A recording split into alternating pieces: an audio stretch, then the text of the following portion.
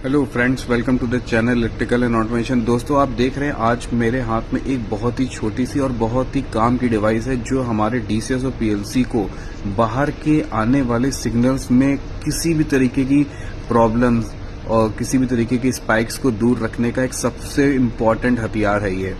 ये सबसे अच्छा इंस्ट्रूमेंट है जो हमारे सिग्नल को, बाहर के सिग्नल को डीसीएस में अंदर आने नहीं देता, जो सिग्नल्स में कुछ प्रॉब्लम्स होती है। तो दोस्तों, हम बात कर रहे हैं एक सिग्नल आइसोलेटर की, या फिर बोल सकते हैं कन्वर्टर की, या एक ट्रांसड्यूसर की। दोस्तों, ये क्या करता है, किसी भी तरीके के फील्ड में होने वाले फ्लक्चुएशन या ग्राउंडिंग इश्यूज को दूर करता है। ये वो डिवाइस है जो इन सब चीजों को दूर करती है। इसका इनपुट जो होता है दोस्तों, वो 4 to 20 या 0 to 10 वोल्ट हो सकता है, और वो उसे कन्वर्ट करके वापस 4 to 20 और 0 to 10 वोल्ट में देता है।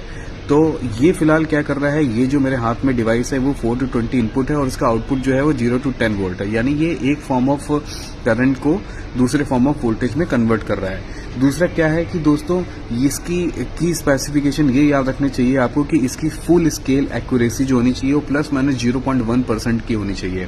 मतलब आपको इस तरीके की अगर कोई भी डिवाइस हो तो आपको ध्यान रखना पड़ेगा कि फुल स्केल एक्यूरेसी उसकी कम से कम होनी चाहिए, 0.05 या 0.1। तो ये बहुत ही अच्छा होता है। इसका मतलब आपका जो सिग्नल का वैल्यू फील्ड से आ रहा है उसमें डेविएशन बिल्कुल ना के बराबर होगा, जो पता नहीं चलेगा। इसका रिस्पांस जो होना चाहिए वो 50 मिली सेकेंड्स के अंदर होना चाहिए। मतलब जैसे ही इनपुट में सिग्नल आया तो 50 मिली सेकेंड से भी कम टाइम में आपके डीसीएस या पीएलसी तक वो सिग्नल पहुंच जाए।